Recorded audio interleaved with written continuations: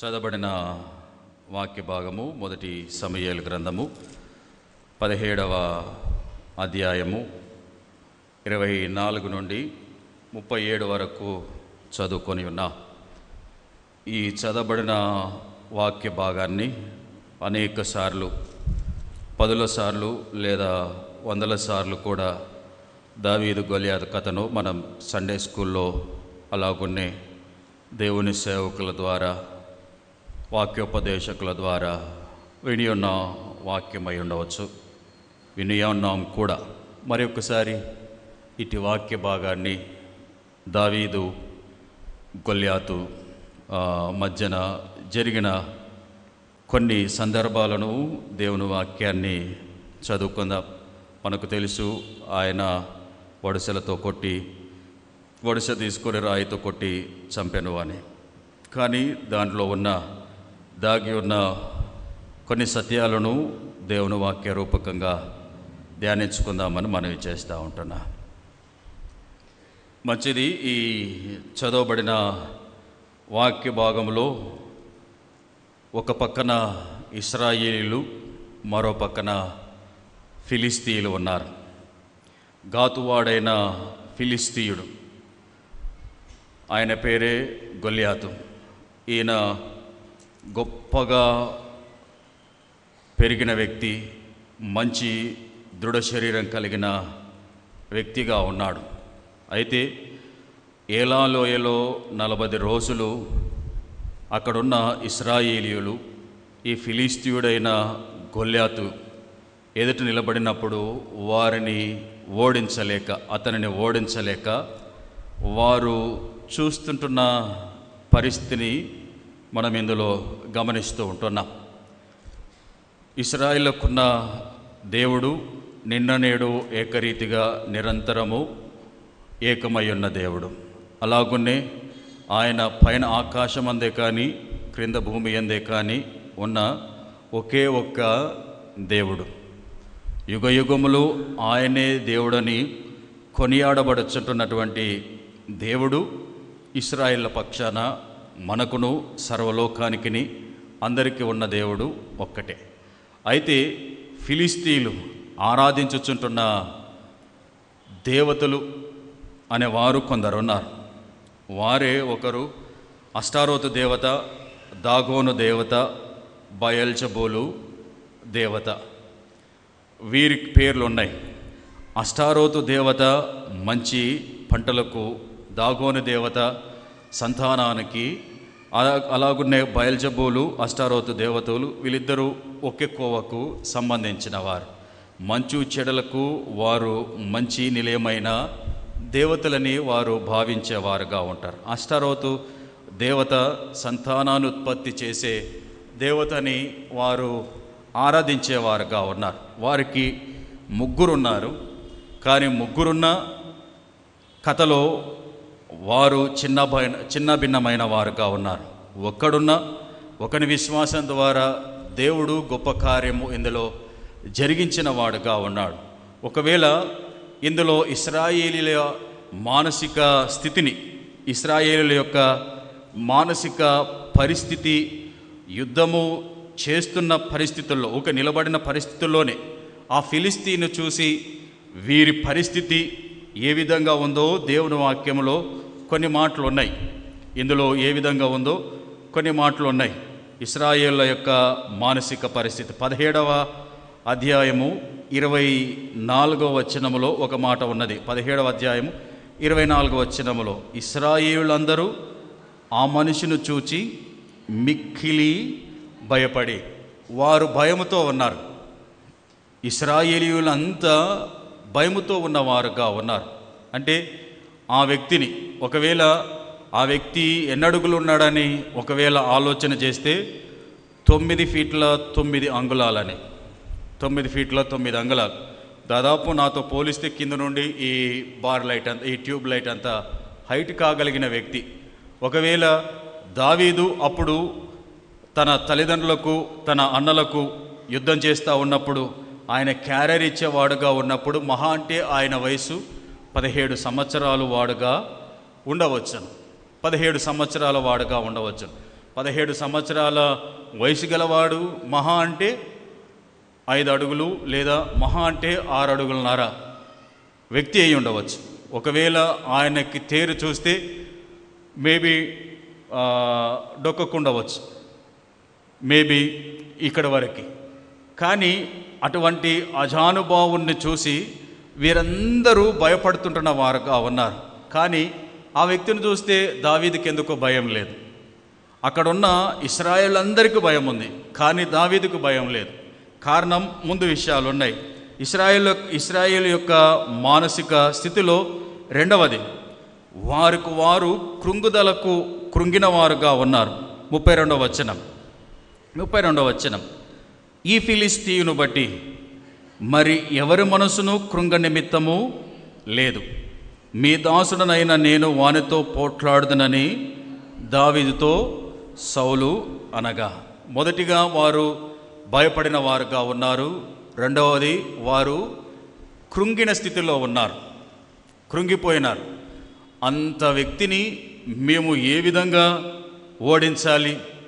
ఒకవేళ కాలేస్తూ కూడా లేపుకోలేం. వాస్తవానికి వాళ్ళు కృంగడానికి కారణం ఏంటంటే ఆ గొల్యాత్, ఫిలిస్తీయుడైన గొల్యాత్ యొక్క మామూలుగా ఆయన ధరించుకొని ఉన్న రక్షణ కవచం దాదాపు 57 కిలోలు ఉందని కొంతమంది శాస్త్రవేత్తలు తెలియపరిచినారు. ఆయన పట్టుకొని ఉన్న ఈటె, మామూలుగా ఈటెకున్న ముందు కొన దాదాపు 7 కేజీల వరకు ఉందనట.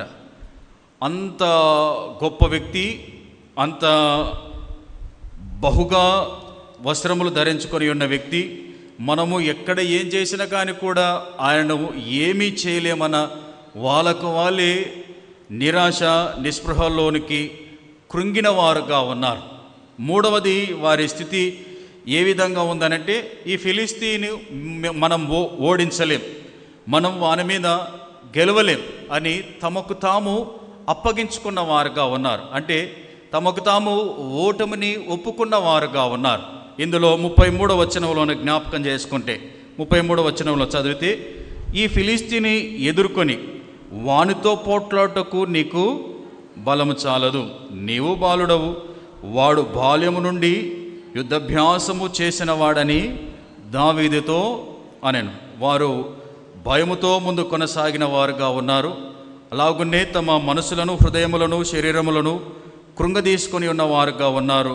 మూడవది, తమకు తాము అప్పగించుకున్న వారుగా ఉన్నారు. కానీ దావీదు మాత్రం తన జీవితంలో దేనికి కూడా భయపడకుండా, దేనికి కూడా కృంగిపోకుండా, దేని విషయంలో కూడా రాజు పడకుండా, తనకు తాను శత్రువులకు అప్పగించుకోవాలని ఇష్టపడలేదు. కారణం, ఒక విషయాన్ని మనం బాగా జ్ఞాపకం చేసుకోవాలి. అందరూ ఇశ్రాయేలులందరూ గొల్యాతునే చూస్తూ ఉన్నారు. దావీదు మాత్రం గొల్యాతును కాకుండా దేవుని చూస్తూ ఉన్నాడు. దేవుని చూస్తున్నందున ఆయనలో భయం లేదు, ఆయనలో కృంగుబాటు లేదు, ఆయనలో అప్పగించుకునే మనస్తత్వము లేదు. ఎందుకంటే తాను 15-16 సంవత్సరాలు వాడుగా ఉండినప్పుడే ఆయన, తాను 15-16 సంవత్సరాలుగా ఉండినప్పుడే ఆయన ఎలుగుబంటిని, అలాగునే సింహమును, మేకపిల్లను చీల్చినట్టుగా ఆయన చీల్చిన వాడుగా ఉన్నాడు. ఆ ఆపదల్లో, కష్టాల్లో, క్రూర జంతువుల మధ్య కాపాడిన నన్ను, ఈ నరమానవుడు నన్నేమి చేయగలడనే దమ్ము, ధైర్యం, నమ్మకం, విశ్వాసం దేవుని యందు కూడుకొని ఉన్నవాడుగా ఉన్నాడు. అందుకని ఈ వాక్య భాగమునకు అంశభాగం దావీదు యొక్క విజయ రహస్యం. దావీదు విజయం పొందుకోవడానికి దేవుణ్ణి ఏ కోణంలో చూస్తూ ఉన్నాడో మనం ఆలోచన చేయాలి. సంగమా, దావీదు దేవుణ్ణి ఏ కోణంలో చూస్తూ ఉన్నాడో మనం ఆలోచన చేయాలి. అట్టి పరిస్థితిని మనము కూడా మన వ్యక్తిగత జీవితంలో అవలంబించిన వారంగా ఉంటే, మన ముందు ఎంతమంది గొల్యాతులు లాంటి వ్యక్తులు ఉండినను సరే, గొల్యాతు లాంటి పరిస్థితులు ఉండినో సరే, గొల్యాతు లాంటి కఠినమైన, కఠోరమైన పరిస్థితులు మన ముందు ఉండినను సరే, మనం వాటిని ఛేదించి దేవుని నామం పేరిట విజయం పొందుకునేటట్టుగా దేవుడు చేస్తాడు. ఇందులో ఉన్న పరిస్థితిని మనం జ్ఞాపకం చేసుకుందాం. దావీదు యొక్క విజయ రహస్యం దేనిలో ఉందనంటే మొదటి మాటను జ్ఞాపకం చేసుకుందాం. 17వ అధ్యాయము 26వ వచనం. 17వ అధ్యాయము 26వ వచనం. దావీదు జీవము గల దేవుని సైన్యములను తిరస్కరించుటకు ఈ సున్నతి లేని ఫిలిస్తీయుడు ఎంతటి వాడు, వాణ్ణి చంపి ఇశ్రాయేలు నుండి ఈ నింద తొలగించిన వానికి బహుమతి ఏమని తన యొద్ద నిలిచిన వారిని అడగగా. దావీదు జ్ఞాపకం చేస్తున్నటువంటి పరిస్థితి ఇందులో మొట్టమొదటి మాట, దావీదు దేవుణ్ణి అనుకొని ఉన్న సందర్భం, నేను నమ్మిన దేవుడు జీవము కలిగిన దేవుడు. నేను నమ్మిన దేవుడు జీవం కలిగిన దేవుడు. నేను నమ్మినవాడు ఆషమషివాడు కాదు. నేను నమ్మిన దేవుడు మరణించినా తిరిగి లేపగల సమర్థుడు. నేను నమ్మిన దేవుడు మట్టి బొమ్మలో ఆయన జీవాత్మను ఊదగా నరుడు జీవాత్మను పొందుకొని నరుడాయనని తెలియపరిచిన దేవుని నమ్మినాను. ఒకవేళ మరణించినా నన్ను తిరిగి లేపగల సమర్థుడు. బైబిల్లో వాక్యం ఉంది, ఎండిన ఎముకల మధ్య మరల ఆయన జీవం పుట్టించిన జీవాధిపతి. అది మనం నమ్మవలసింది. ఇక్కడ ఉన్న వ్యక్తులందరూ ఆయన హైట్ని, ఆయన పర్సనాలిటీని, ఆయనకున్న వస్త్రాలను, ఆయనకున్న ఇతర వాటన్నిటినీ చూసి భయపడిన వారుగా ఉన్నారు. కానీ ఈయన దేవునిలో గ్రహించగలిగిన సత్యం, నేను నమ్మిన దేవుడు జీవము కలిగిన దేవుడు. నా ముందు గొల్యాతు కాకుంటే గొల్యాతు లాంటి వాళ్ళు ఇంకా 10 మంది రాని, నేను ఎవరికి భయపడను. ఎందుకంటే అంతకు మించిన వాడు నా దేవుడు. నేను నమ్మిన దేవుడు సృష్టిని సృష్టించిన సృష్టికర్త. నేను నమ్మిన దేవుడు జీవాధిపతి అయి ఉన్న దేవుడని ఆయన నమ్మినవాడుగా ఉన్నాడు. వాస్తవానికి దావీదు యుద్ధము చేసే వయసు కాదు. వాస్తవానికి యుద్ధములో ఎవరైనా పాల్గొనాలి అనంటే 20 సంవత్సరాలు మినిమం, మిలిటరీ జాబ్ చేయడానికి మినిమం 20 సంవత్సరాలు ఉండాలి. అట్టిది దావీదుకి లేదు. దావీదు వయసు మహా లెక్కేస్తే 15 లేదా 16, 17 ఈ స్థితిలో ఉన్నవాడు. అయితే వాక్య ప్రకారంగా కూడా ఇది నిజమే అని మనం నమ్మే వాక్యం ఒకటి ఉన్నది. సంఖ్యాకాండము 1వ అధ్యాయం 3వ వచనం. సంఖ్యాకాండము 3వ అధ్యాయము 1వ అధ్యాయం 3వ వచనం. సంఖ్యాకాండం 1వ అధ్యాయం 3వ వచనం. ఇశ్రాయేలీయులలో సైన్యముగా వెళ్ళువారి అనగా 20 ఏండ్లు మొదలుకొని పైప్రాయం గల వారిని తమ తమ సేనలను బట్టి నీవును అహరోనును లెక్కింపవలెను అనే మాట ఉన్నది. వారు ఎప్పుడైనా యుద్ధానికి వెళ్తే మినిమం 20 సంవత్సరాలు ఉండాలి. ఇదే మాట 26వ అధ్యాయము 3వ వచనం. మరలా సంఖ్యాకాండమే 26వ అధ్యాయము 3వ వచనం. కాబట్టి 20 ఏండ్లు మొదలుకొని పైప్రాయం గల వారిని లెక్కింపుడని యెహోవా మోషేకును ఐగుప్తు దేశం నుండి వచ్చిన ఇశ్రాయేలులకును ఆజ్ఞాపించినట్లు మోషేయు యాజకుడగు ఎలియాజరును ఇశ్రాయేలు మోయాబు మైదానములో యెరికో నొద్దను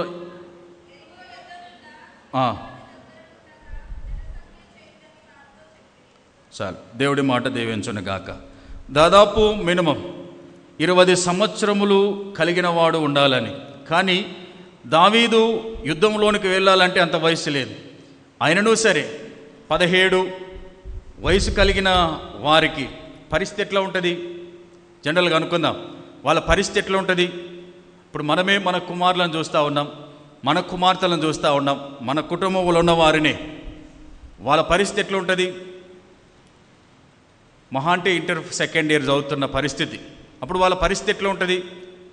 క్రిస్మస్కి ఏం డ్రెస్ వేసుకోవాలో, నెక్స్ట్ ఏం చదవాలో, ఎలా ఉండాలో, నేను ఏ విధంగా ఉండాలో, నా జీవితాన్ని ఏ విధంగా అంటే డిజైన్ చేసుకోవాలో అనే పరిస్థితుల గురించి ఆలోచన చేస్తారు. లేదా ఎవరి మీదనైనా మనసు పడింటే బాగుండు, లేదా లోకానుసారంగా ఉండింటే బాగుండు.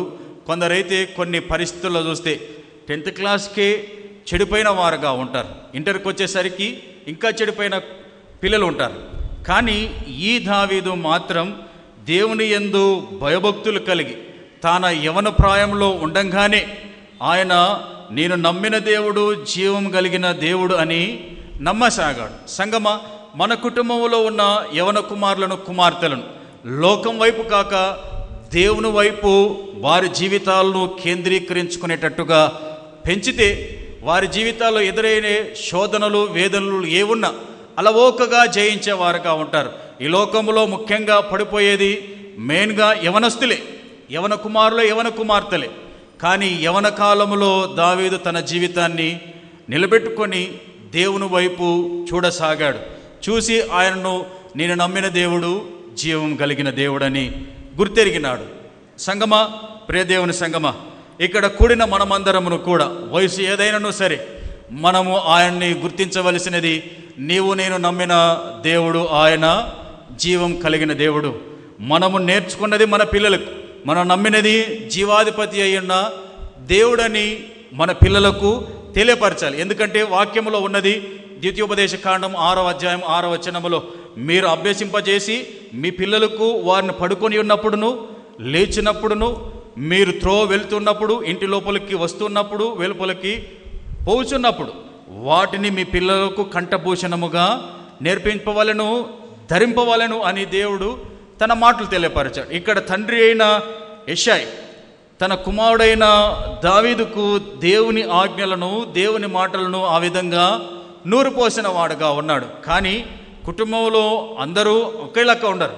ఇక్కడ వీళ్ళన్నలు పిరికి వాళ్ళుగా ఉన్నారు, వీళ్ళన్నాలు అందరూ భయపడిన వారుగా ఉన్నారు. వీరి కుటుంబానికి పెద్దవాడైన ఎలియాబు కూడా భయపడిన వాడుగా ఉన్నాడు, పిరికివాడుగా ఉన్నాడు. కానీ ఈయన మాత్రం చిన్నవాడు దేవుని యందు ఎంతో గొప్ప నమ్మకాన్ని కూడగట్టుకొని ఉన్నవాడుగా ఉన్నాడు. ఆ పరిస్థితిని ఒకసారి నూతన నిబంధనలో నుంచి మత్తయి సువార్త 28వ అధ్యాయం, మత్తయి సువార్త 28వ అధ్యాయము దేవుని వాక్యాన్ని చదువుకుందాం. మత్తయి సువార్త 28వ అధ్యాయము 5వ వచనం దేవుని వాక్యాన్ని చదువుదాం. దూత ఆ స్త్రీలను చూచి, మీరు భయపడుకుడి, సిలువ వేయబడిన యేసును మీరు వెదుకుచున్నారని నాకు తెలియను. ఇక్కడ ఉన్న జీవాధిపతి అయిన యేసుక్రీస్తును కొంతమంది వెతకడానికి వెళ్ళి ఉన్న వారుగా ఉన్నారు. దేవదూత తెలియపరుస్తున్నటువంటి మాట, మీరు భయపడకండి, సిలువ వేయబడిన యేసు ఆయన ఇక్కడ లేడు, ఆయన లేపబడి ఉన్నాడు, ఆయన లేచిన దేవుడుగా ఉన్నాడు. మృతులయ్యున్న వారిని కాదు మీరు వెతకవలసింది, సజీవుడయ్యున్న దేవుణ్ణి మీరు వెతకాలని దేవదూత అక్కడ ఉన్న భయములో ఉన్న వారికి భయం పోగొట్టి జీవాధిపతి అయ్యున్న దేవుణ్ణి పరిచయం చేస్తున్నటువంటి సందర్భం మనం జ్ఞాపకం చేసుకోవాలి. సంగమా, గొల్యాతు లాంటి పరిస్థితుల్లో ఉన్నప్పుడు నీవు భయంలో ఉంటే, కల్వరి శిలువలో చనిపోయి నీ కొరకు 3వ దినమందు లేపబడి జీవాధిపతి అయ్యున్న దేవుడు నాకున్నాడు, నా సమస్యల్లో నుండి తొలగించడానికి అనేది నీవు నమ్మగలిగితే, పునరుత్థానుడు అయ్యున్న దేవుడు ఆయన మరణమును మించిన గొప్ప విషయాలు, ఆయన మరణమునకు మించిన శోధనలు వేదనలు అయితే మనకు లేవు. దాన్ని జయించిన దేవుడు మనల్ని కూడా జయించేటట్టుగా చేస్తాడన్న నమ్మకం, విశ్వాసం మనకందరికీ ఉండాలని సేవకునిగా కోరుచుంటున్నా. ఇక్కడ భయంలో ఉన్న వారికి జీవాధిపతి అయిన దేవుని దూతలు పరిచయం చేస్తున్న సందర్భం. రెండవది మార్కు సువార్త 16వ అధ్యాయం, మార్కు సువార్త 16వ అధ్యాయము 6వ వచనం, మార్కు సువార్త 16వ అధ్యాయము 6వ వచనం. అందుకతడు, కలవరపడుకుడి, సిలువ వేయబడిన నజరేయుడగు యేసును మీరు వెదుకుచున్నారు, ఆయన లేచి ఉన్నాడు, ఇక్కడ లేడు. ఒకరు భయములో ఉన్నారు, ఇంకొకరు కలవరములో ఉన్నారు. అక్కడ ఉన్న వ్యక్తులేమో భయపడిన వారుగా ఉన్నారు, కృంగిన వారుగా ఉన్నారు, అప్పగించుకుని వారుగా ఉన్నారు. యేసుక్రీస్తు కాలంలో కూడా కొందరు భయములో ఉన్నారు, అలాగునే కలవరములో ఉన్నారు. కానీ భయమును కలవరమును తొలగించింది జీవాధిపతి అయిన దేవుడు. మరణము నుండి మృత్యుంజయుడై మరణమును తిరిగి లేచిన దేవుడు వారి భయమును వారి కలవరమును తొలగించిన దేవుడుగా ఉన్నాడు. సంగమా, ఈ మధ్యాహ్న కాల సమయమందు మనం ఒకవేళ భయములో, కృంగిబాటు స్థితిలో, లేదా అప్పగించుకునే స్థితిలో, లేదా కలవరములో ఉంటే దావీదు వలె నీవు దేవుని గుర్తించు. జీవాధిపతి ఉన్న దేవా, నా ఎడల కలగజేసుకొని నా స్థితిలో నుండి నన్ను లేవనెత్తి నన్ను పైకి తీసుకురాని దేవుని అడుగు. దేవుడు నీకు కలిగిన సమస్త భయములో నుండి తొలగించి ఆయన నిన్ను ఉన్నతమైన స్థాయిలోనికి ఉంచే దేవుడుగా ఆయన ఉంటాడు. అందుకని భక్తులు ఒక పాట రాసి ఉన్నారు, యెహోవా నా బలమా యథార్థమైనది నీ మార్గం. యెహోవా నా బలమా యథార్థమైనది నీ మార్గం, పరిపూర్ణమైనది.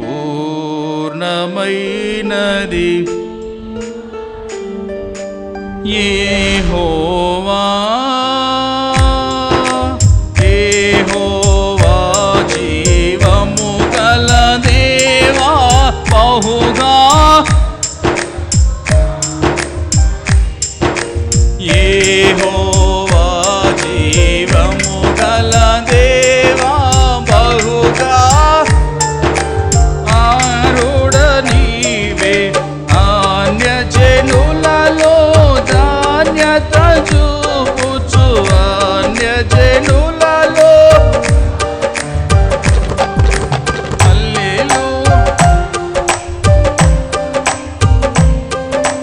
హల్లెలూయా స్తుతి గానము చేసే.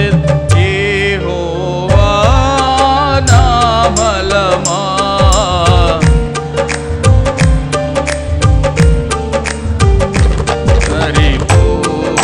పరిపూర్ణమైనది నీ మార్గం. యెహోవా దయగల వారిపై కఠినుల ఎడల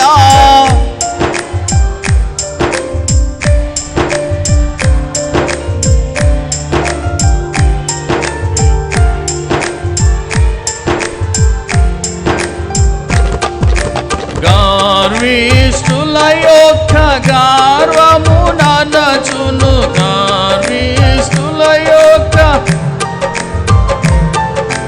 సర్వము నెరిగిన సర్వాధికారి, సర్వము నెరిగిన సర్వాధికారి.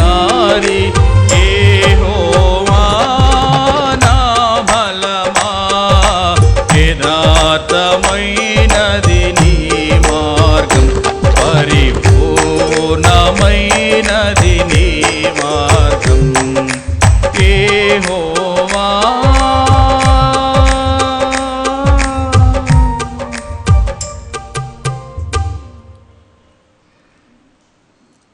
దావీదు దేవుణ్ణి జీవం కలిగిన దేవుడు నన్ను రక్షించుటకు సమర్థుడని గురితెరిగిన వాడు. మహా అంటే ఆయన ఎత్తు ఉన్నది 6 మూరల జానులు కడిగిన వాడని. మరి దేవుడు ఎంత ఎత్తు కలిగిన వాడు? జనరల్గా అనుకుందాం. వాక్య ప్రకారంగా దేవుడు ఎంత ఎత్తు కలిగిన వాడు? ఆకాశము నా సింహాసనము, భూమి నా పాదాన పీఠం. ఆయన ఆకాశం నుండి కాలు పెడితే భూమి మీదకి అవుతుంది. ఆయన కూర్చునే సింహాసనం ఆకాశం. అంటే అంత ఎత్తైన దేవుడు నా దేవుడని దావీదు గుర్తెరిగినాడు. సంగమ, మనం కూడా గుర్తించవలసినది అదే. దేవునిలో దేవుని నమ్మిన మనం అక్కడ ఉన్న వారి అంగబలం బట్టో, ధనబలం బట్టో, పేరు ప్రతిష్టలను బట్టో, కీర్తులను బట్టో, వాళ్ళ వెనక 10 మంది ఉన్నారనో, వాళ్ళ వెనక ఇంకొకరు ఉన్నారనో కాదు మనం భయపడవలసింది. మనం నమ్మవలసింది మనం నమ్మిన దేవుడు జీవం కలిగిన దేవుడు. రెండవది, దావీదు ఆయన అనుకుంటున్న స్థితి దేవుని విషయంలో ఆయన రక్షకుడగు దేవుడని గుర్తించినాడు. మొదటిగా జీవము కలిగిన దేవుడని, రెండవది రక్షకుడగు దేవుడని. 37వ వచనంలో ఒకసారి చదువుకుందాం దేవుని పరిశుద్ధ గ్రంథంలో నుండి. మొదటి సమూయేలు గ్రంథం 17వ అధ్యాయం ఇందాక చదవబడిన వాక్య భాగం 37వ వచనం. సింహము యొక్క బలము నుండి, ఎలుగుబంటి యొక్క బలము నుండి నన్ను రక్షించిన యెహోవా ఈ ఫిలిస్తీను చేతిలో నుండి కూడా నన్ను విడిపించుననియు చెప్పాను. అందుకు సౌలు, పొమ్ము, యెహోవా నీకు తోడుగా నుండునుగాకని దావీదుతో అనెను. మరి ఇదే పని సౌలు చేసింటే బాగానే ఉండే కదా. జనరల్గా మనంగానైతే గాన ఏం చేస్తామంటే, అదంతా జరిగిన తర్వాత మేము 40 దినాల నుండి ఏలో మేము తిక్కోనియాలం అనుకుంటున్నావా? మాకు 40, 50, 60, 70 సంవత్సరాలు వస్తే మా అనుభవంతో వాడిని కొట్టలేము, తిట్టలేము, ఇంకొకటి చేయలేము అని మేము నోరు మూసుకొని పడున్నామేడ. నువ్వేదో పెద్ద మోతబర్లక్కలు ఇక్కడికి వచ్చినావు అని అనడానికి నెక్స్ట్ ఆస్కారం వస్తుందని తాను చేయక ఎదిరించిన దావీదును నువ్వు అని వెనక నుంచి నూకిన వాడుగా ఉన్నాడు. అంటే తాను బలం తెచ్చుకొని ముందుకు వెళ్ళాలి. ఒకవేళ వాస్తవానికి సౌలు అంటే దావీదుతో పాటు సౌలు కూడా యుద్ధానికి వెళ్ళింటే బాగుండు కదా. ఈయననేమో బలపరిచి దృఢపరిచి అన్ని విషయాల్లో మేమున్నాం, నీకేం కాదులే, ఏమన్నా ఉంటే చూసుకుంటాం, ఒకవేళ కతివాతులు పడితే నిన్ను కిమ్స్ హాస్పిటల్ చేర్పిస్తాం అన్నట్టు ఉంది ఇలా పరిస్థితి ఈడ. కానీ దావీదు మాత్రం ఆయన అనుకున్నాడు, ఒకప్పుడు తన పూర్వ పరిస్థితి గొర్రెలు కాస్తా ఉన్నప్పుడు సింహము నోటి నుండి, ఎలుగుబంటి నోటి నుండి కాపాడిన నా రక్షకుడగు దేవుడు వీడెంత, వీని బలం ఎంత, నా దేవుని బలం ముందు వీడెంత కదా. ఒక ఆయన బలాన్ని కొలుస్తాం, ఈ లోకంలో కొందరు ఆయనని దేవునిగా కొలుస్తారు. ఒక గట్టెత్తుకొస్తేనే ఆయనంత బలాఢ్యుడు లేడని కదా. మనం నమ్మిన దేవుడు అంతకు మించిన దేవుడు. వాక్యంలో ఒక మాట తెలియపరుస్తుంది, అంటే దేవుడు ఎంతటి బలము కలిగిన దేవుడు అని. అంటే ఒకసారి యెషయా గ్రంథాన్ని తీద్దాం.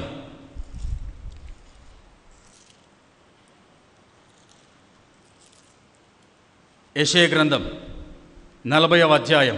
మన దేవుడు ఎంతటి బలము కలిగిన వాడో, ఎంతటి గొప్పవాడో. 12వ వచనం, యెషయా గ్రంథం 40వ అధ్యాయము 12వ వచనం. తన పుడిసిటిలో జలములు కొలిచిన వాడెవడు, జేనతో ఆకాశములను కొలిచిన వాడెవడు, భూమిలోని మన్ను కొలపాత్రలో ఉంచిన వాడెవడు, త్రాసులో పర్వతములను తూచిన వాడెవడు, తూనిక చేత కొండలను తూచిన వాడెవడు. ఇంత గొప్ప దేవుడు, ఇంత శక్తిమంతుడు ఇంకెవరైనా ఉంటారా? ప్రపంచంలో ఉన్న నీళ్ళన్నీ మనం ఒక దోశ పడితే, మనం తినే దోశ కాదు కానీ దీన్ని దోశడు అంటారు కదా. ఈ దోశడని అయితే ఒకరు కడుపు కూడా నిండవు కదా నీళ్ళు తాగితే. కానీ ప్రపంచంలో ఉన్న నీళ్ళన్నీ దేవుడు ఈ దోశడతో కొలిచే దేవుడు అంట. అంత సర్వశక్తుడైన దేవుడు తనకు తోడున్నాడని దావీదు నమ్మినవాడు.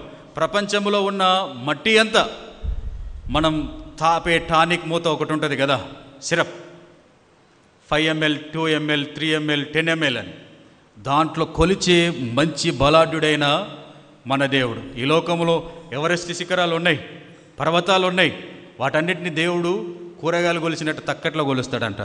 అంత బలాఢ్యుడు మన దేవుడు కదా. పర్వతములైన సరస్సులైన ఏవైనాను సరే ఆయన చేతికి కూడా చాలనంట గొప్ప దేవుడు. అంత గొప్ప దేవుడు నేను కలిగి ఉండి వీడెవడు? మహా అంటే 10 ఫీట్లు అనుకో, మహా అంటే ఒక 150 కిలోలు అనుకో, అంతే కదా. ఈడు నన్నేం చేయగలడు? వాస్తవానికి మనోని పరిస్థితి దావీదు. కొన్నిసార్లు మనం అనుకుంటాం మన భాషల్లో అయితే, వీడి చాలా ఎక్కువ మాట్లాడుతున్నాడు రాని. ఎక్కువ మాట్లాడడానికి కారణమేంది? తనలో ఉన్న నమ్మకం, తనలో ఉన్న విశ్వాసం, తనలో ఉన్న నిజాయితీ కదా. ఈయన దేవుణ్ణి అంత గొప్పవానిగా చూస్తూ ఉన్నాడు. సమస్యలు ఎదురైనప్పుడు మనమేమో దేవుణ్ణి తక్కువ చేస్తాం, సమస్యలని పెద్దగా చేస్తాం. వాస్తవమేనా?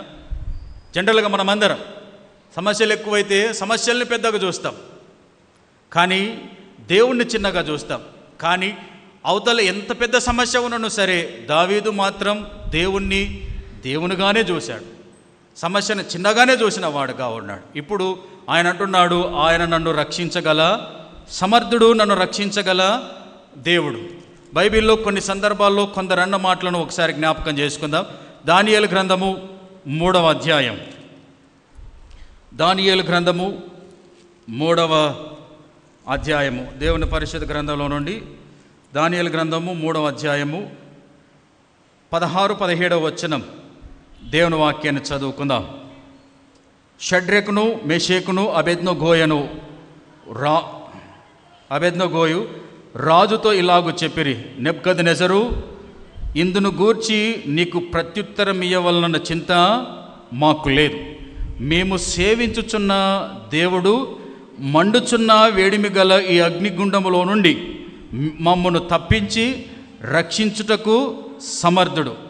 మరియు నీ వశమున పడకుండా ఆయన మమ్మను రక్షించును. ఒకవేళ ఆయన రక్షింపకపోయినను రాజా, నీ దేవతలను మేము పూజింపమనియు నీవు నిలబెట్టించిన బంగారు ప్రతిమకు నమస్కరింపమనియు తెలుసుకొనుము అని దేవుని వాక్యం ఉన్నది. ఇక్కడ ఉన్న షడ్రెక్, మెషక్, అబేద్నెగోలను వారు మేము నమ్ముచున్న దేవుడు మమ్మలను రక్షించగలిగిన సమర్థుడు. వీరు గుర్తెరిగిన యవనస్తులు. అక్కడ ఉన్నది యవనస్తుడే, ఇక్కడ ఉన్నది కూడా బానిసత్వంలో ఉన్నవారు కూడా యవనస్తులే. సంగమా, వారి విశ్వాసం ఎంతో గొప్పగా ఉంది. ఈ పరిస్థితుల్లో మనమైతే ఉంటామా?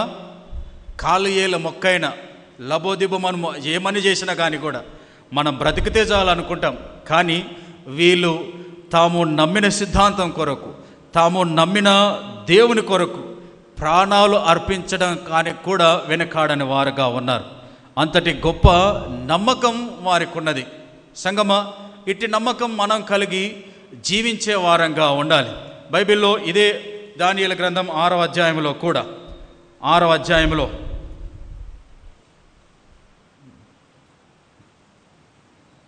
16వ వచనం, 6వ అధ్యాయం 16వ వచనం. అంతటా రాజు ఆజ్ఞేయగా బంట్రోతులు దానియేలును పట్టుకొని పోయి సింహముల గుహలో పడద్రోసిరి. పడద్రోయగా రాజు, నీవు అనుదినము తప్పక సేవించుచున్న నీ దేవుడే నిన్ను రక్షించునని దానియేలుతో చెప్పాను. అంటే ఒక అన్య రాజుకు కూడా ఒక మాట ఉన్నది, నీ దేవుడే నిన్ను రక్షించునని దానియేలుతో చెప్పాను. అది ముమ్మాటికి నెరవేరినదిగా ఉండదని సేవకునిగా మనవి చేస్తూ ఉంటున్నా. 19వ వచనం, తెల్లవారుజామున రాజు వేగురమే లేచి సింహముల గుహ దగ్గరకు త్వరపడిపోయెను. అతడు గుహ దగ్గరకు రాగానే దుఃఖస్వరముతో దానియేలును పిలిచి, జీవం గల దేవుని సేవకుడు అయిన దానియేలు, నిత్యము నువ్వు సేవించుచున్న నీ దేవుడు నిన్ను రక్షింపగలిగెనా అని అతనితో అడిగాను. అందుకు దానియేలు, రాజు చిరకాలము చిరంజీవి అగునుగాక, నేను నా దేవుని దృష్టికి నిర్దోషినిగా కనబడితిని కనుక ఆయన తన దూత నంపించి సింహములు నాకు ఏ హానియూ చేయకుండా వాటి నోళ్ళు మూయించెను. రాజా, నీ దృష్టికి నేను నేరము చేసిన వాడును కాను కదా అనెను. దేవుడి మాట దీవించునుగాక. సంగమ, ఒకరు అగ్నిగుండములో నుండి తప్పింపబడినారు. ఎందుకంటే రక్షించగలిగిన దేవుడని నమ్మినందుకు, రక్షించగలిగిన దేవుడని నమ్మినందుకు ఒకరు సింహబోన్లో నుండి తప్పించగలిగిన వారుగా ఉన్నారు. మనలందరినీ వారి వారి పరిస్థితుల్లో నుండి నమ్మిన వారుగా ఉన్నారు. మరి మనం నమ్మవలసిన పరిస్థితి ఏంది? మత్తయి సువార్త 1:21 ప్రకారంగా 1:21 ప్రకారంగా మత్తయి సువార్త 1వ అధ్యాయము 21వ వచనం మనం నమ్మవలసిన పరిస్థితి ఏందో దేవుడు ఇందులో తెలియపరుస్తూ ఉన్నాడు. ఆమె ఒక కుమారుని కనును, తన ప్రజలను వారి పాపముల నుండి ఆయనే రక్షించును గనుక ఆయనకు యేసు అను పేరు పెట్టుదు అనెను. యేసుక్రీస్తు మనం అనుకుంటాం కదా, ఈ లోకానికి ఆయన వచ్చిన మెయిన్ ఉద్దేశం. యేసుక్రీస్తు 2000 సంవత్సరాల కిందట పశుబాలునుడిగా, నరవతారునిగా ఆయన ఈ లోకానికి వచ్చిన మెయిన్ ఉద్దేశం ఏంది? వారి ప్రజలను వారి పాపముల నుండి రక్షించడానికి, స్వస్థపరచడానికి కాదు ఆయన ఈ లోకానికి వచ్చింది కదా, స్వస్థపరచడానికి కాదు ఆయన ఈ లోకానికి వచ్చింది. తన పరిచర్యలో అనారోగ్యములుగా ఉన్నవారు వస్తే దేవుడు వారిని బాగు చేసినాడు. కానీ ఆయన ముఖ్య ఉద్దేశం పాపులైన మనలను ఆయన రక్షించడానికి ఈ లోకానికి వచ్చాడు. మనమేమో ఆయన అవసరాలు తీర్చే దేవుడని, మనల్ని బాగలేకపోతే బాగు చేసే దేవుడని అని అనుకుంటాం. ముఖ్యంగా ఆయన మన హృదయాలను బాగు చేయడానికి వచ్చిన దేవుడు. మారని మొండిగట్టాలైన మనల్ని మార్చడానికి వచ్చిన దేవుడు ఆయన. మనల్లో రాతి గుండె ఉంటే వాటిని తీసివేసి, వాత వేయబడిన మనస్సాక్షి ఉంటే వాటిని తీసివేసి, మనం కరుడుగట్టిన తీవ్రవాది లాంటి మనస్సులో మనలో ఉంటే దానిని తీసివేసి మెత్తటి మాంసం గల హృదయాన్ని దేవుడు మనకివ్వడానికి ఆయన ఈ లోకానికి వచ్చిన దేవుడుగా ఉన్నాడు. మత్తయి సువార్త 9వ అధ్యాయంలో ఒక వ్యక్తి ఉంటాడు. మంచముతో ఆయన్ని తీసుకొని వస్తాడు, పక్షవాయువు గల వాణిని. యేసుక్రీస్తు అంటాడు, ఇది నీవు పాపము చేసినందున వచ్చిన రోగం కాబట్టి నేను బాగు చేస్తా, ఇక మీదట నీవు వెళ్ళి పాపము చేయకుమన్నాడు. సంగమా, ఈ లోకానికి యేసుక్రీస్తు వచ్చింది వారి ప్రజలను అనగా మనమే, వారి పాపము నుండి రక్షించడానికి ఆయన ఈ లోకానికి వచ్చి ఉన్న దేవుడు. ఆయన ఏ ఒక్కరు కూడా నశించిపోకూడదన్నది ఆయన ఉద్దేశం, ఏ ఒక్కరు కూడా తప్పిపోకూడదన్నది ఆయన ఉద్దేశం. యేసు అనగా భాషాంతరమునకు పేరు కింద ఉన్నది రక్షకుడు. ఆయన మనలందరినీ పాపముల నుండి రక్షించడానికి దిగివచ్చిన రక్షకునిగా ఆయన భావించాలి. ఇది మనం జ్ఞాపకం చేసుకోవలసింది. లూకా సువార్త 19వ అధ్యాయము 10వ వచనంలో మనకందరికీ సుపరిచితమైన వాక్య భాగం. లూకా సువార్త 19వ అధ్యాయము 10వ వచనంలో, నశించిన దానిని వెదికి రక్షించుటకు మనుష్య కుమారుడు వచ్చెనని అతనితో చెప్పాను. జక్కయ్య నశించిపోయినాడు, కృషించిపోయినాడు. దేని ద్వారా? పాపపు సొమ్ముతో కదా. అంటే ట్యాక్స్ కలెక్టర్గా ఉండి రోమ ప్రభుత్వంలో ఆయన అన్ని రీతిలుగా తను అనుకున్నాడు, రక్షకుడయ్యున్న యేసుక్రీస్తుని చూసేసరికి ఈయన మాత్రమే నన్ను రక్షించగలడు అని. ఆయన్ను చూస్తే ఆయన అన్నాడు, జక్కయ్య కిందికి దిగు, ఈరోజు నీ ఇంటికి రక్షణ వచ్చింది. అది కావాలా మనకు? స్వస్థత కాదు కావాల్సింది, దేవుడిచ్చే రక్షణ కదా. సంగమా, ఈ మధ్యాహ్నకాల సమయంలో దావీదు నన్ను రక్షించగలిగిన సమర్థుడని ఆయన నమ్మినవాడుగా ఉన్నాడు. షడ్రేక్, మేషేక్, అబేద్నెగోలు వారు నమ్మినవారుగా ఉన్నారు, మమ్మలను ఆయన రక్షించగల సమర్థుడు అని. దానియేలు నమ్మాడు, వారిని రక్షించిన దేవుడుగా ఉన్నాడు. ఇప్పుడు మనమందరం నమ్మవలసింది, మనల్ని రక్షించడానికి యేసుక్రీస్తు 2000 సంవత్సరాల క్రిందటినే పసిబాలుడుగా ఈ లోకానికి వచ్చాడు. మన పాపములను తీసివేయుట కొరకై, మన పాపములు తీసివేయుటకై ఆయన పసిబాలుడుగా వచ్చి ప్రాణాన్ని అర్పించిన దేవుడుగా కూడా ఉన్నాడు. దీన్ని మనం గమనించవలసింది. సంగమా, నశించిన దాన్ని వెతికి రక్షించుటకు మనుష్య కుమారుడు ఈ లోకానికి వచ్చిన వాడుగా ఉన్నాడు. మనమందరమును నశించుచుంటున్న మనలను రక్షించడానికి ఈ లోకంలోనికి ప్రవక్తలు వచ్చినారు, ఈ లోకానికి న్యాయాధిపతులు ఉన్నారు, ఈ లోకంలో రాజులు ఉన్నారు, ఈ లోకంలో చిన్న ప్రవక్తలు, పెద్ద ప్రవక్తలు ఉన్నారు, దీర్ఘదర్శులు ఉన్నారు, దేవునితో నడిచిన వారుగా ఉన్నారు, నీతిమంతులు ఉన్నారు. కానీ వీరందరి ద్వారా రక్షణ రాదు. ఒకే ఒక్కరి ద్వారా రక్షణ, ఆయనే యేసు. ఆయనే యేసుక్రీస్తు ప్రభు అయిన వారి ద్వారా రక్షణ కలదు అని మనం నమ్మాలి. నమ్మినప్పుడు దేవుని రక్షణ మనకు ప్రాప్తమవుతుందని సేవకునిగా మనవి చేస్తూ ఉంటున్నా. దానియేలును సింహపు బోనులో కాపాడినది నీవే కదా. దానియేలును సింహపు బోనులో కాపాడినది నీవే కదా. జల ప్రళయములో నోవాను కాచిన, జల ప్రళయములో నోవాను కాచిన బలవంతుడవు నీవే కదా. బలవంతుడవు నీవే కదా, నీవే కదా, నీవే కదా, నీవే కదా. హల్లెలూయా.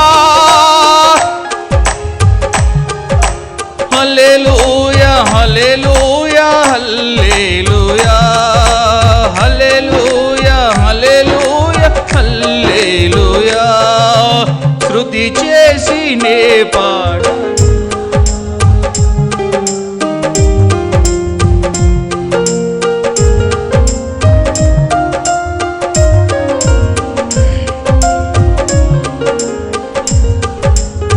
స్తోత్ర గీతం భజించి నీ పొగడనా స్వామి, శృతి చేసి నే పాడనా స్తోత్ర గీతం. యోహాను సువార్త 8వ అధ్యాయంలో ఒక స్త్రీ మనకున్నది. పాపం చేసి పట్టుబడితే అందరూ ఆమెను రాళ్లతో కొట్టి చంపాలని చూస్తే రక్షకుడయ్యున్న యేసుక్రీస్తు ప్రభు ఆమెను రక్షించి, ఇక మీదట నీవు పాపము చేయకము, నీవు చక్కగా బ్రతుకని సెలవిచ్చిన దేవుడు. సంగమ, దావీదు కూడా నమ్మింది అదే.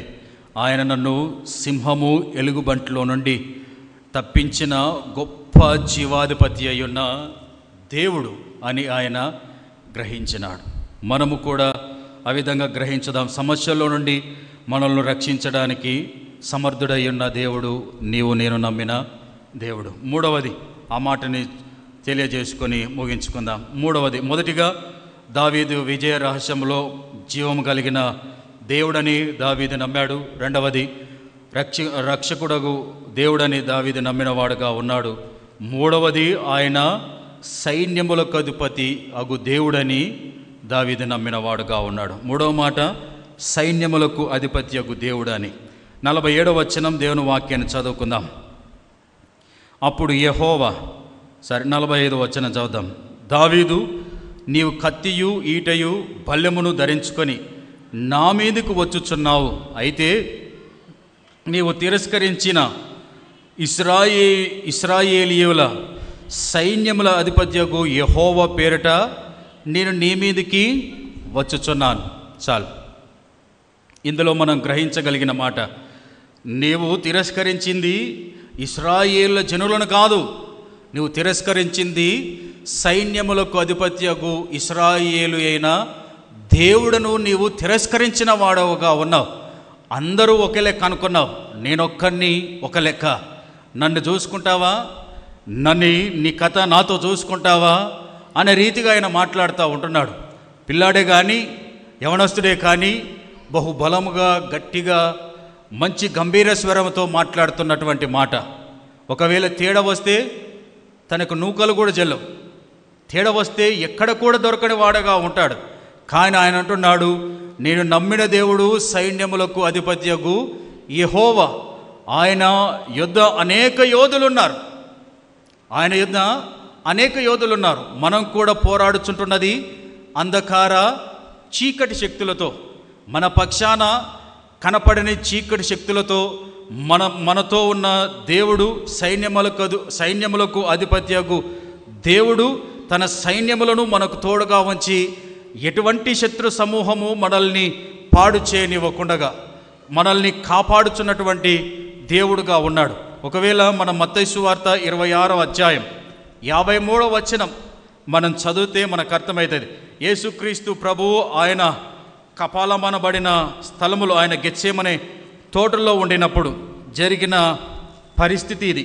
యేసుక్రీస్తును ఆయనను బందిపోటు దొంగలు వచ్చి పట్టుకోవడానికి వస్తే పేతురు చెవి తెగ నరికినప్పుడు ఆయన మాట్లాడుతున్నటువంటి మాట, కత్తి పట్టుకున్నవాడు కత్తితో పోతాడు, నీ కత్తిని ఒరలో ఉంచుము, నువ్వు దానితో నశిస్తావని. అప్పుడు 53వ వచనములో ఆయన అంటున్నటువంటి మాట, ఈ సమయమున నేను నా తండ్రిని వేడుకొనవలననియు వేడుకొనిన ఎడల ఆయన 12 సేన వ్యూహముల కంటే ఎక్కువ మంది దూతలను ఇప్పుడే నాకు పంపడనియు నీవు అనుకొనుచున్నావా? జనరల్గా ఈయన అంటున్నటువంటి మాట, ఒక సైన్య సమూహం ఎంత? 6,000 మంది. 12,000 అంటే 12 సైన్య సమూహాలంటే 72,000 మంది యోధులను ఇప్పటికిప్పుడే స్పాట్గా ఆయన దింపగలిగిన దేవుడు. 34వ కీర్తన 7వ వచనంలో ఒక మాట ఉంటుంది, దేవుని యందు భయభక్తులు గల వారి చుట్టూ ఆయన దూతలు కావలియుండి వారిని రక్షించును అని.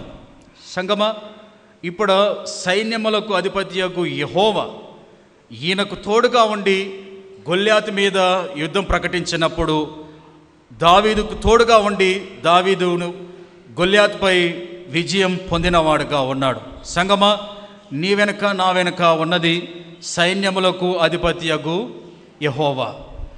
ఇంత బలమును సరే దావీదు రాజుగైన తర్వాత ఈయన దేవుని సేవకుడైన సమూయేలు చేత అభిషేకింపబడ్డాడు. ఇశ్రాయేలుకు 2వ రాజుగాని ప్రకటింపబడ్డాడు. కానీ ఇంకా అప్పటికి రాజు కాలేదు, యవనస్తుడుగానే ఉన్నాడు. కానీ ఆయన సంపూర్ణంగా ఇశ్రాయేళ్ల 12 గోత్రాల వారికి రాజు అయిన తర్వాత దావీదు అంటున్నటువంటి మాట, యెహోవా రాజు నీ బలమును బట్టి సంతోషించుచున్నాడని.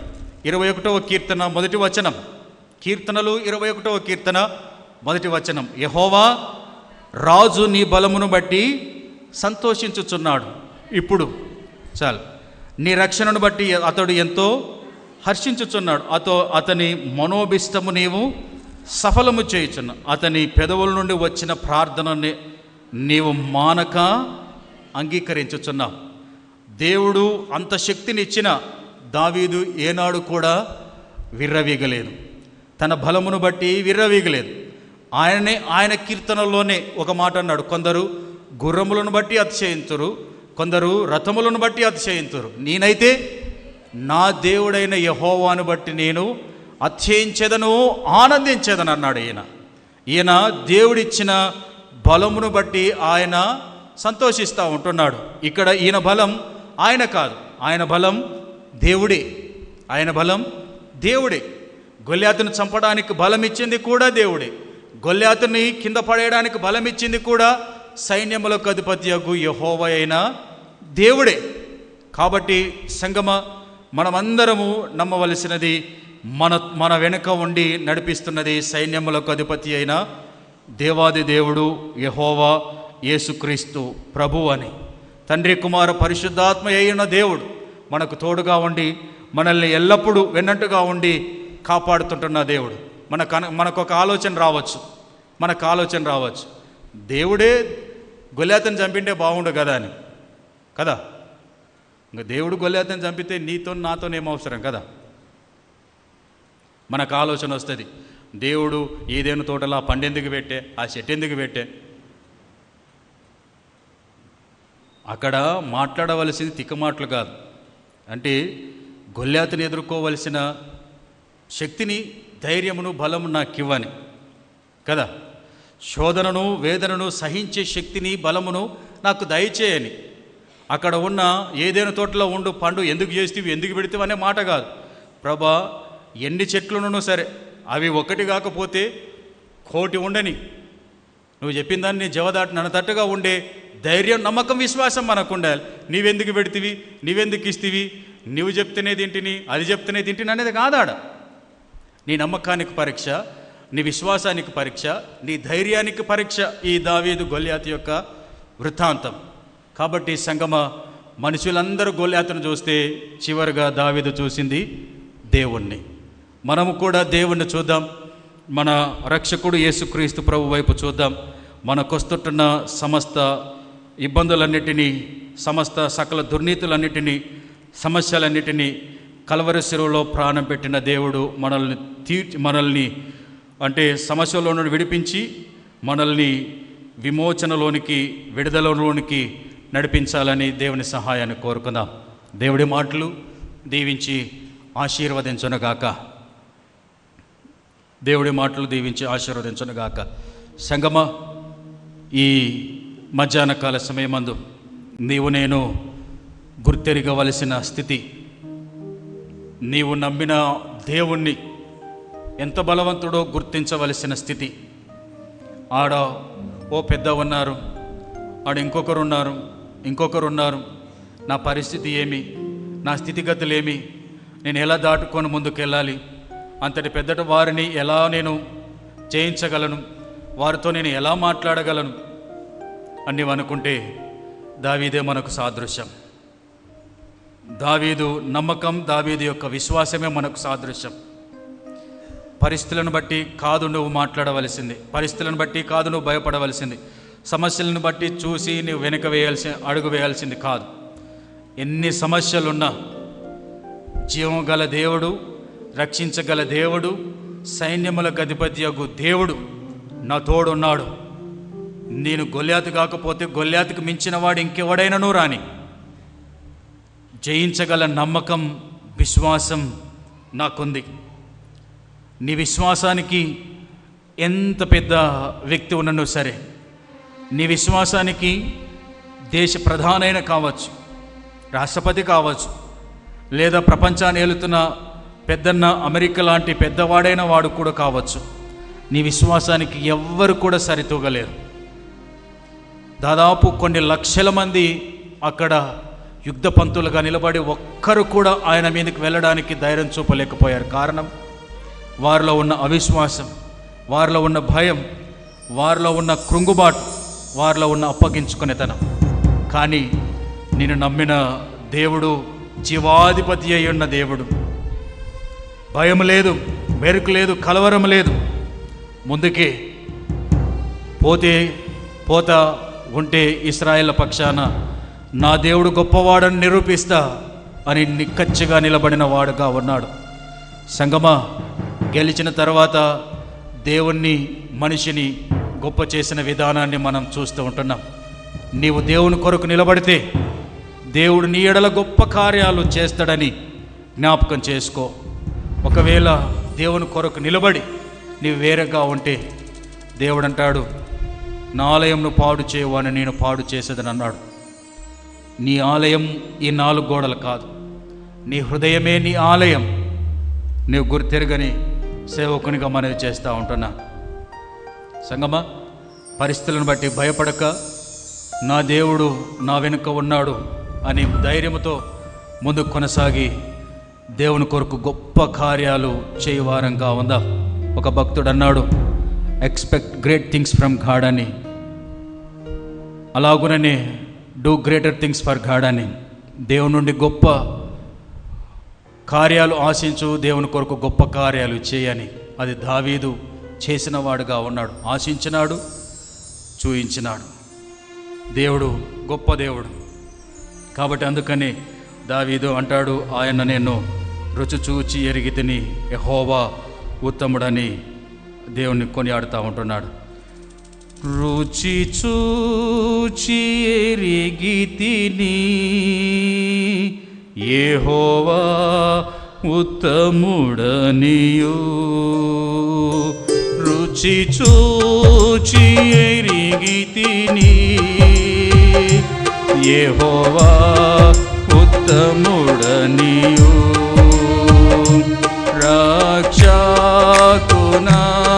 రక్షకునాశ్రయించి లేదా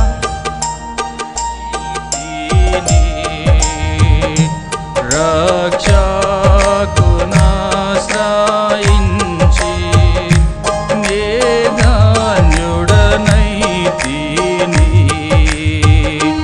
రుచి చూచి ఎరిగితిని, యెహోవా ఉత్తముడనియు. రుచి చూచి ఎరిగితివి, యెహోవా ఉత్తముడనియు. గొప్ప దేవుడవు నీవే, స్తుతులకు పాత్రుడనివే. గొప్ప దేవుడ, స్తుతులకు అర్హుడనివే. తప్పక ఆరాధింతు, లుడవు నీవే. తప్పక ఆరాధింతు, దయాళుడవు నీవే. రుచి చూచి ఎరిగితిని, యెహోవా ఉత్తముడని.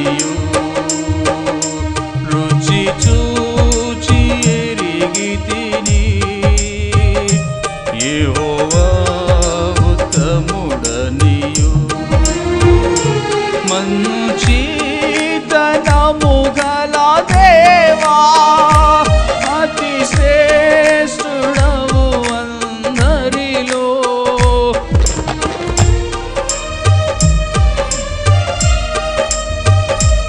అతి శ్రేష్ఠుడవు అందరిలో.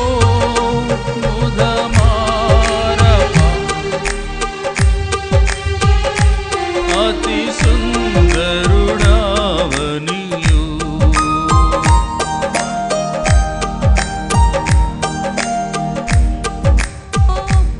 అతి సుందరుడావనియు. రుచి చూచి ఎరిగితిని, యెహోవా ఉత్తముడనియు. రుచి ఎరిగితిని, యెహోవా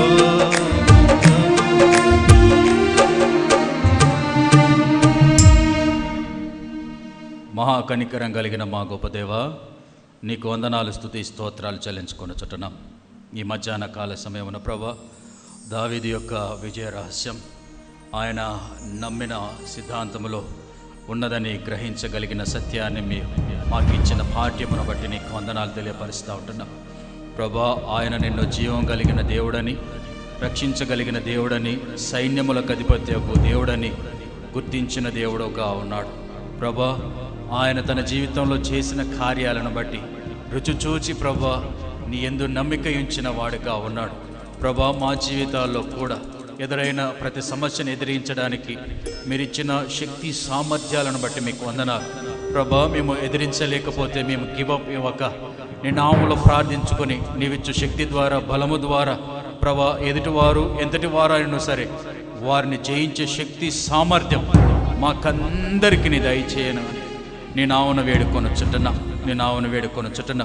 ప్రభా, మా సంఘములో ఉద్యోగములు చేస్తుంటున్నవారు, మా సంఘములో ప్రభా కూలినాలు పనులు చేస్తుంటున్నవారు, అలాగే ప్రైవేట్ ఉద్యోగములు చేస్తున్నవారు, ప్రభా పొట్టకూటి కొరకు చేస్తుంటున్న పనుల్లో గొల్యాతు లాంటి వ్యక్తులు ఎదురవుతుంటున్న పరిస్థితులు ఉన్నాయి.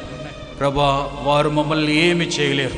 మా వెనుక ఉన్నది జీవాధిపతి కలిగిన దేవుడని, మా వెనుక ఉన్న రక్షించగలిగిన దేవుడని, మా వెనుక ఉన్నది సైన్యములకు అధిపత్యకు దేవుడని ప్రభా ముందు కొనసాగే కృపను అనుగ్రహించమని వేడుకొనుచున్నాం. అంతిమ విజయం ప్రభా చివరికి దావీదుదైనట్లు మాదే అవునుగా కానీ నేను ఆమె పేరిట నీ సేవకునిగా నీ పిల్లల పక్షాన వేడుకొనుచున్నాం. అందరికీ ప్రభా విశ్వాసమును, నమ్మకమును ఇచ్చి విజయములోనికి నడిపించి ప్రభా మేము ఎక్కలేని ఎత్తైన కొండపైకి మమ్మల్ని నడిపించి మమ్మల్ని ఉత్తమములుగా చేయమని వేడుకొనొచ్చు. యేసు నామమున అడుగుచున్నాము తండ్రి. ఆమేన్, ఆమేన్.